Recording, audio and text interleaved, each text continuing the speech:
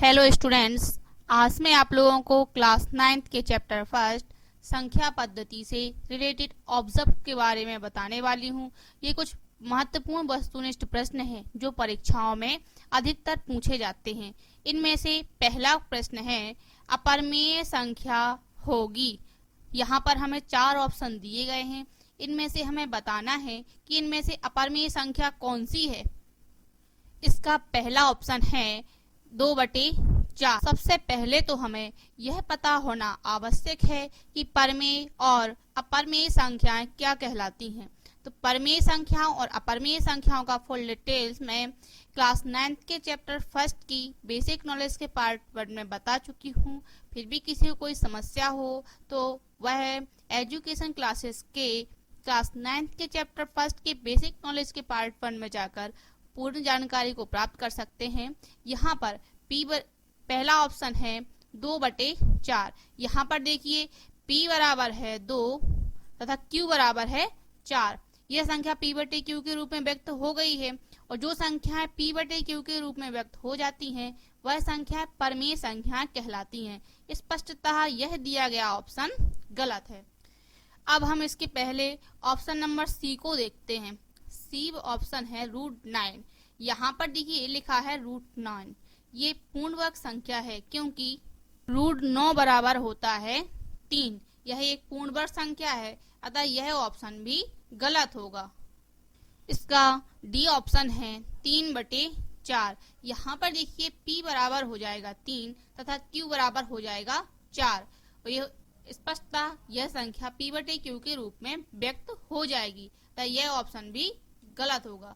अब देखते हैं इसका ऑप्शन नंबर बी, क्योंकि हमें पहले सारे सही ऑप्शन और गलत ऑप्शन ऑब्जेक्टिव क्वेश्चन को सॉल्व करने के 2 ही तरीके होते हैं। पहला तो ये कि जो सही हो हमें वह पता हो, या फिर दूसरी बात ये जो सारे गलत हो वो हमें पता हो। तो हमें पहले परिमेय संख्या के बारे में पता था तो हमने पहले परिमेय संख्या चेक कर ली कि कौन कौन सी हैं। अब बस एक ऑप्शन बचा है।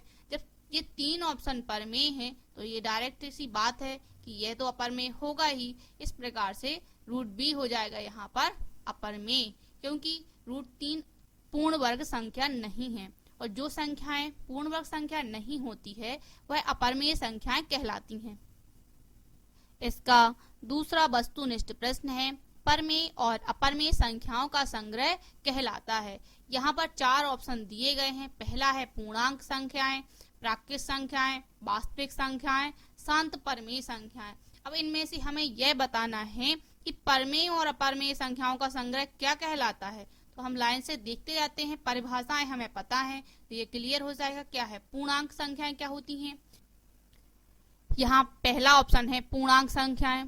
पूर्णांक संख्याएं पूर्ण संख्याओं में ऋणात्मक संख्याओं को सम्मिलित कर लेने पर पूर्णांक प्राप्त होते हैं। तो ये दो संख्याएं परिमेय और अपरिमेय संख्याओं का संग्रह नहीं होगी, तो यह ऑप्शन गलत है। दूसरी बात है सी ऑप्शन है इसका प्राकृत संख्याएं।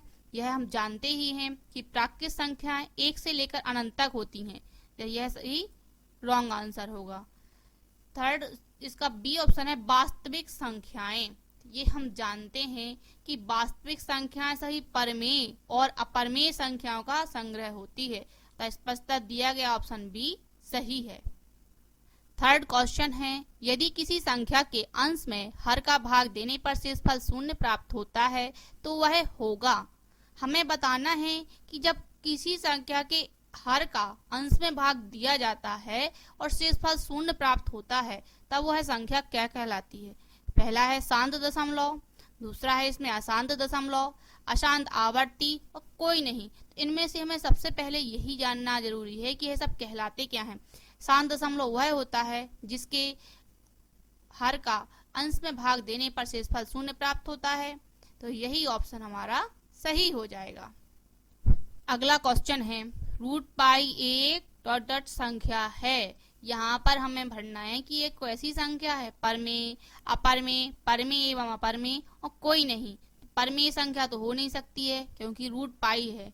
अगर पाई लिखा हो, अगर 22/7 लिखा होता तब वह परिमेय हो जाती, क्योंकि पाई का मान 22/7 तो होता है लेकिन वह उसका सन्निकटन मान होता है, कंफर्म वैल्यू नहीं होती है।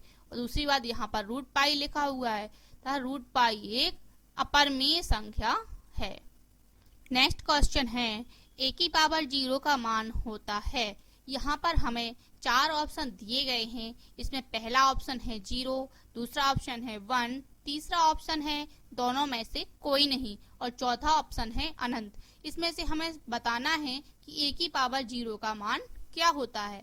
ये हम जानते ही हैं कि a की पावर 0 का मान हमेशा 1 होता है। अगला क्वेश्चन है एक परिमेय और एक अपरिमेय संख्या का भागफल हमेशा होता है। इसमें ऑप्शन दिए गए हैं परिमेय, अपरिमेय, शांत या फिर अनंत। तो हम जानते ही हैं कि एक परिमेय और एक अपरिमेय संख्या का भागफल हमेशा अपरिमेय ही होता है।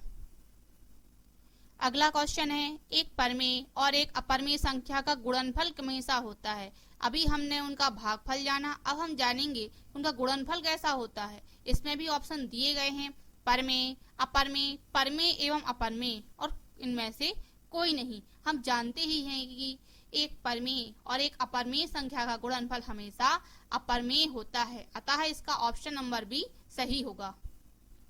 नेक्स्ट क्वेश्चन है 1/√3 संख्या किस प्रकार की है। हमें यह बताना है कि यह संख्या किस प्रकार की है, परिमेय है, अपरिमेय है, परिमेय एवं अपरिमेय दोनों है या फिर इनमें से कोई नहीं है। इस क्वेश्चन में p बराबर है 1 तथा q बराबर दिया हुआ है √3।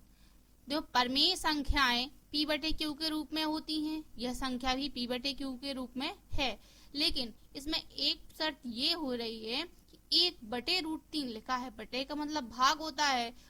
यहाँ पर एक तो ये एक परिमेय संख्या है, लेकिन √3 एक अपरिमेय संख्या है और हम जानते ही हैं कि एक परिमेय और एक अपरिमेय संख्या का भागफल हमेशा अपरिमेय ही होता है, अतः इसमें दिया गया ऑप्शन नंबर बी सत्य है। नेक्स्ट क्वेश्चन है √11 माइनस √7 इंटू √11 प्लस √7। यहाँ पर सर्वसमका बन रही है a minus B into A plus B की। a minus B into A plus B बराबर होता है a² माइनस b²। यहाँ पर a बराबर है √11 तथा b बराबर है √7।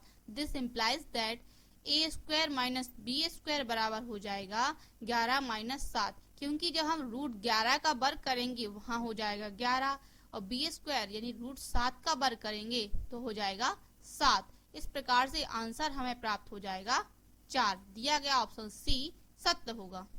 नेक्स्ट क्वेश्चन है a की पावर -n बराबर ... होता है। यहाँ पर हमें बताना है कि a की पावर -n बराबर क्या होता है। पहला ऑप्शन है 1/a, दूसरा है 1/a की पावर n, सी है 1 में a की power -n and D option है -a की पावर -n। देखिए जब हमने घातांक संबंधी नियम पढ़े थे तो हमने ये जाना था कि a की पावर -n बराबर होता है 1/a की पावर n, क्योंकि इधर अंश में घात माइनस की है और उसको बटे में कर दिया जाए तब वह घात प्लस की हो जाती है। इस प्रकार से आज हमने संख्या पद्धति से जुड़े हुए महत्वपूर्ण वस्तुनिष्ठ प्रश्नों के बारे में जाना।